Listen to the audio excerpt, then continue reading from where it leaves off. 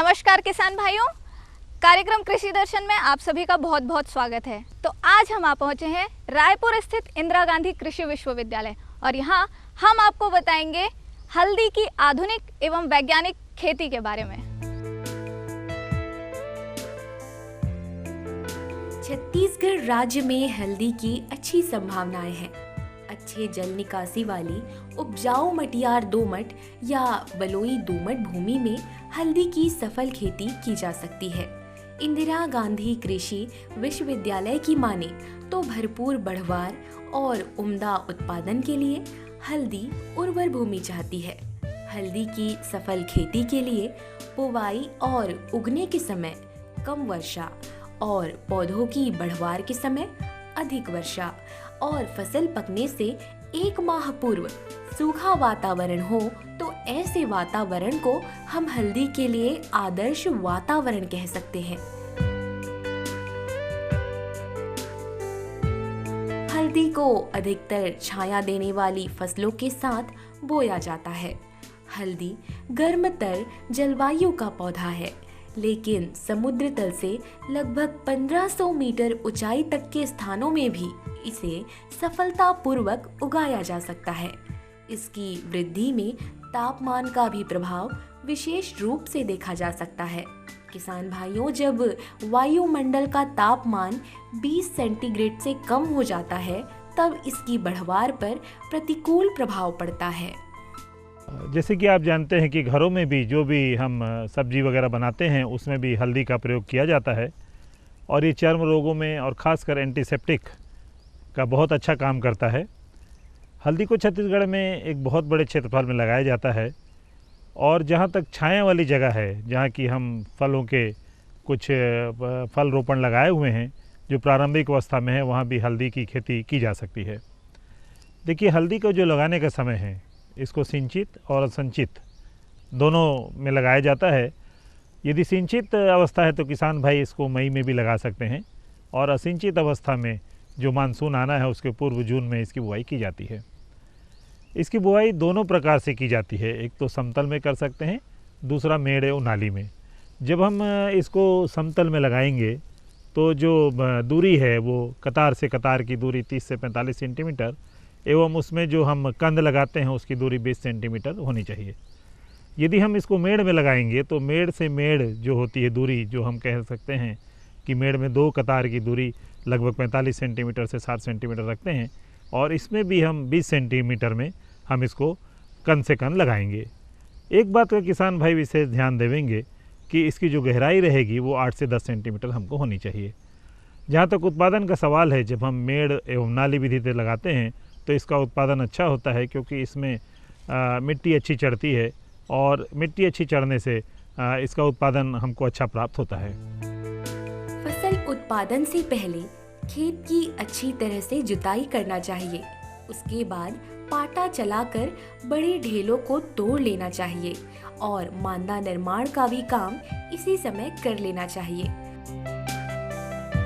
हल्दी की फसल के लिए सिंचाई व्यवस्था की बात करें किसान भाइयों, तो अप्रैल में बोई गई फसल की गर्मियों में 10 से 15 दिनों के अंतराल में सिंचाई की जाती है। प्रकंद निर्माण के समय भूमि में नमी की कमी नहीं होनी चाहिए, अन्यथा उपज में भारी कमी हो सकती है। जहाँ इसको लगाने का सवाल है तो ये जो हल्दी आप देख रहे हैं इसमें मात्रकंद एवं जो उंगलियाँ रहती हैं इस दोनों के द्वारा ही इसको लगाया जाता है। एक विशेष बात का ध्यान देंगे कि जब भी हम इसमें उंगलियों को लगाएंगे, मात्र उंगलियों को लगाएंगे तो एक आँख उसमें ज़रूर होनी चाहिए। मात्रकंद से जो है इसका उत्पादन अच्छा प्राप्त होता है। यदि मात्रकंद को हम टुकड़ों में भी लगा सकते हैं तो भी हमको उत्पादन अच्छा प्राप्त होगा।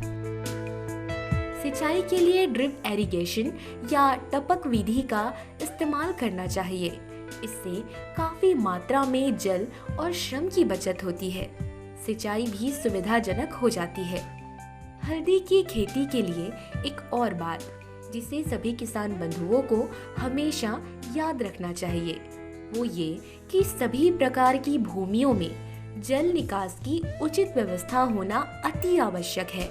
खेत में पानी भरे रहने की दशा में घन कंदों का समुचित विकास नहीं हो पाता।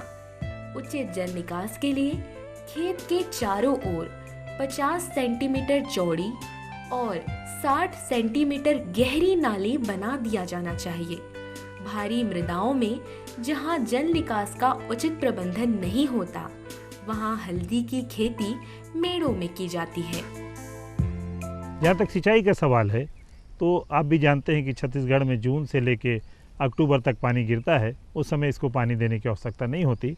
इसके बाद में यदि सिंचाई की सुविधा उपलब्ध है किसान भाइयों के पास, तो अच्छे उत्पादन के लिए 20 से 25 दिन के अंतराल से इसको सिंचाई देनी चाहिए। चूँकि नाली एवं मेड़ विधि द्वारा लगाया गया है, तो इसमें उतना पानी देना चाहिए कि यदि हमारा पानी ज़्यादा हो जाए तो नाली के द्वारा हम उसको आसानी से निकाल सकें। किसान भाइयों, हल्दी भूमि से काफी मात्रा में पोषक तत्व खींचती है। 300 क्विंटल गोबर की खाद या कंपोस्ट खेत में समान रूप से डालकर मिट्टी पलटने वाले हल से जुताई करें। इसके अलावा 200 kilogram ammonium sulphate, 200 kilogram muriate of potash बुवाई के पहले खेत में डाला जाना चाहिए। इसके लगभग 40 दिनों के बाद 150 किलोग्राम अमोनियम सल्फेट और 60 से 80 दिनों के बाद 65 किलोग्राम यूरिया उपरिवेशन या टॉप डैशिंग के रूप में फसल में डाला जाना चाहिए।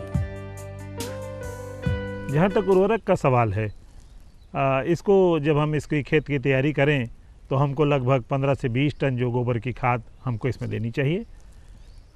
हम यदि कहें कि अकार्बनिक उर्वरकों की मात्रा, तो इसमें जो टोटल जो खाद उर्वरक की मात्रा लगती है वो लगभग 120 से 150 किलो नाइट्रोजन, 80 से 100 किलो फास्फोरस और 60 किलो पोटास की आवश्यकता होती है। जब हम गोबर की खाद वगैरह इसे मिलाएंगे तो इसकी आधी मात्रा जो होती है हमको ज़मीन की तैयारी के समय इसमें दे देना चाहिए। और जो शेष जो मात्रा होती है, जब हम कंद को लगाते हैं तो उसमें गोबर की खाद से और जो हमारा रेती और मिट्टी मिला के इसको ढकना चाहिए। जहाँ तक नाइट्रोजन, फास्फोरस और पोटास का सवाल है कि जब हम रासायनिक उर्वरकों के द्वारा देते हैं तो इसमें नाइट्रोजन की जो मात्रा होती है वो हमको शुरुआत में 30 दिन, 60 दिन और 90 दिनों में देना चाहिए। जहाँ तक पोटास का सवाल है, तो पोटास की हम आधी मात्रा या हम कहें 3/4 मात्रा ज़मीन की तैयारी के समय और 1/4 जो मात्रा होती है उसको जब हम 90 दिन में जब हम मिट्टी को चढ़ा रहे हैं, जब हम यूरिया दे रहे हैं, तो उस समय इसको देना चाहिए। फास्फोरस की पूरी मात्रा जो होती है वो खेत की ज़मीन तैयारी करते समय दे दें।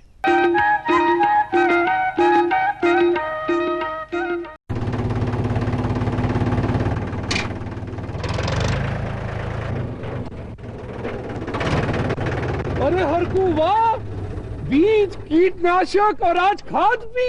अरे इतना खर्चा कहाँ से? अरे खर्च की चिंता किसे है, मेरे पास है ये किसान क्रेडिट कार्ड। कार्ड? अरे बैंकों द्वारा जारी इस कार्ड से किसान उसकी सीमा तक की रकम कभी भी बैंक से निकलवा सकता है और खेती बाड़ी की सामग्री कभी भी खरीद सकता है। तो हरकू भैया एक कार्ड मेरे लिए भी। किसान क्रेडिट कार्ड के लिए नजदीकी बैंक से संपर्क करें और पाएं ढेर सारे लाभ। मेरे साथ बोलो ए बी। अरे नादान, बच्चे को एबीसी सिखा रहा है।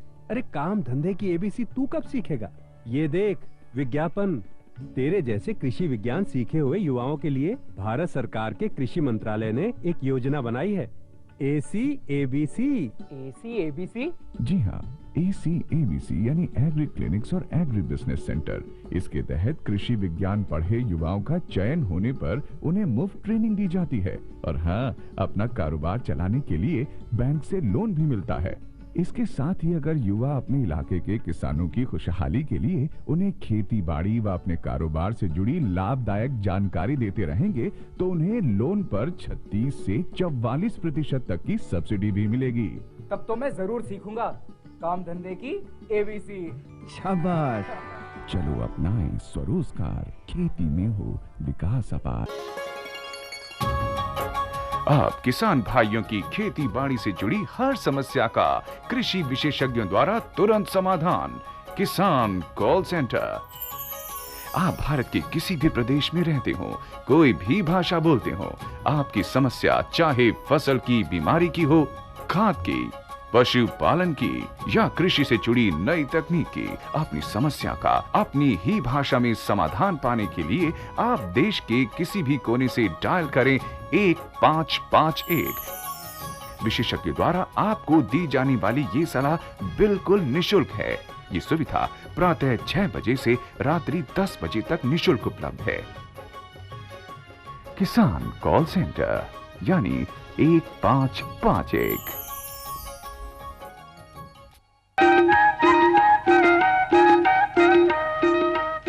किसान भाइयों, जब भी हल्दी के फसल की बात होती है तब ये बहुत इम्पोर्टेंट होता है, जानना ज़रूरी होता है कि इसके उत्पादन में इसको कैसे लगाया जाना चाहिए, इसके लिए कौन कौन सी सावधानी बरतनी चाहिए, कौन सा मौसम इसके लिए बहुत अच्छा है। तो आइए इसकी जानकारी लेते हैं। तने में छिद्र करने वाली सूंडियां, जिसे कि डाइकोक्रोसिस पेक्टिफेरालियस कहा जाता है, इससे पौधों को अत्यंत हानि होती है। इस कीट से रोकथाम के लिए कीट ग्रसित तनों को काटकर नष्ट कर देना चाहिए। थ्रिप्स नामक छोटे छोटे कीड़े पत्तियों और अन्य मुलायम भागों का रस चूसते हैं। इस कीट से रोकथाम के लिए 0.03% एल्डिन 20 EC का छिड़काव 4 बार 1-1 सप्ताह के अंतराल पर किया जाना चाहिए।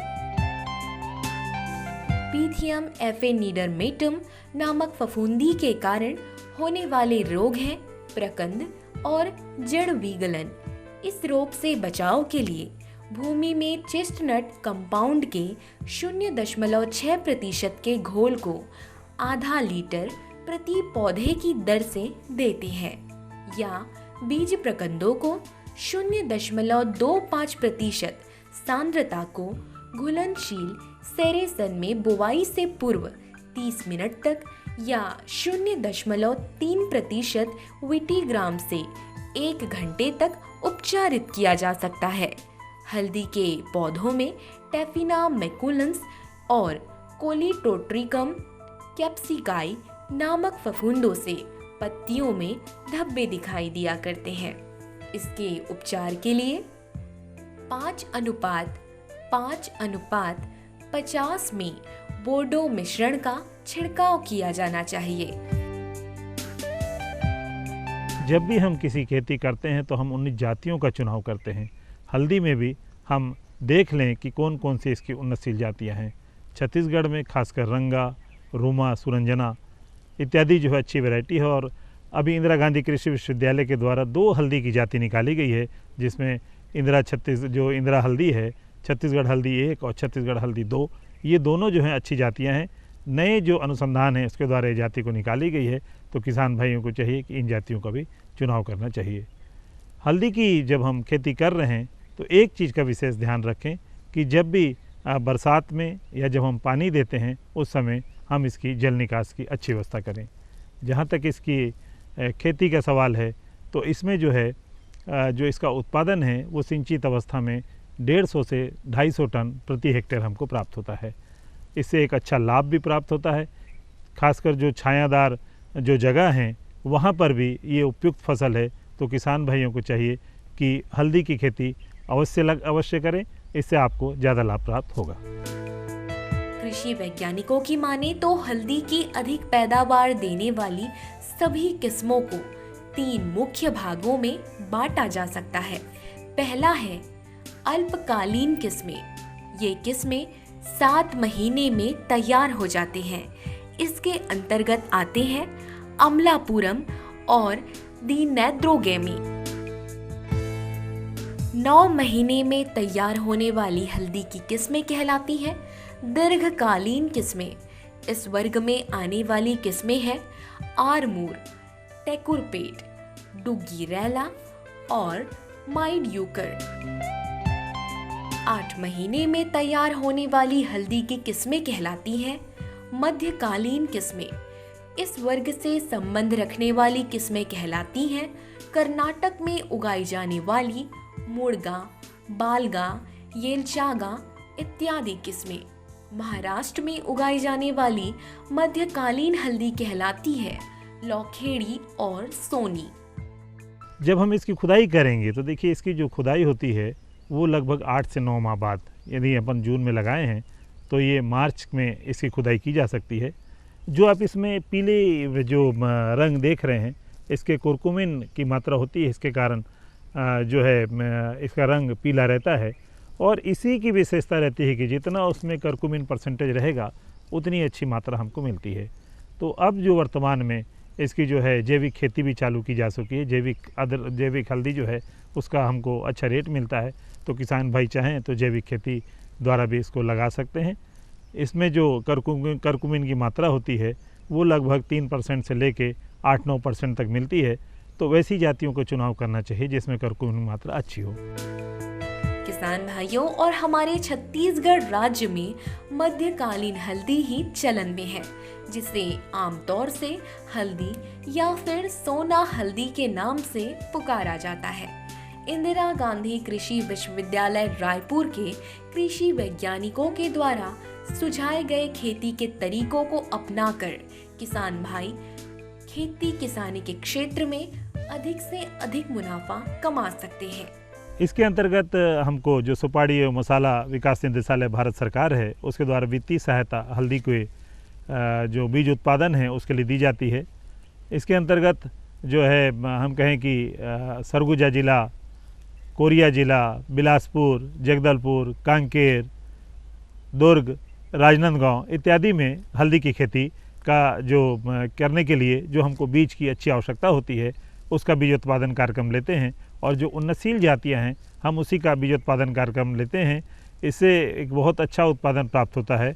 वहाँ पर हम इस खेती को दिखाने के लिए कुछ अग्रिम पंक्ति प्रदर्शन जो कहे जाते हैं वो भी लगाए जाते हैं। वो किसानों खेत में लगाए जाते हैं और ऐसी जगह में लगाए जा रहे हैं कि जहाँ किसान भाई या किसान समूह आराम से उसको देख सके। और हम वहाँ पे इसके प्रशिक्षण का आयोजन भी करते हैं, जिससे कि किसान भाई इसकी खेती को देखकर, इसके लाभ को देखकर इससे जो है लाभान्वित हो सकें, इसका प्रशिक्षण प्राप्त कर सकें। और इसका एक बहुत अच्छा प्रतिसाद हमको देखने को मिल रहा है।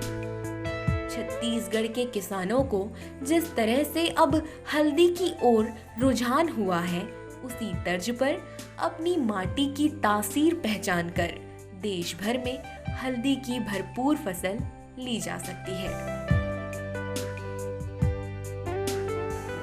कथा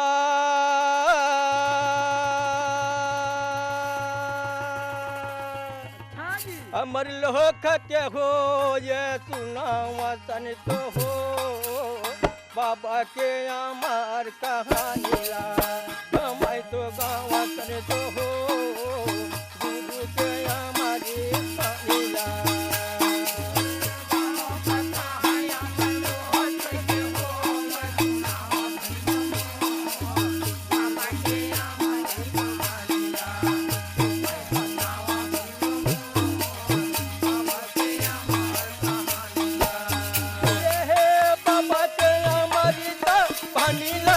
भैया गुरु के हमारी पानी लाना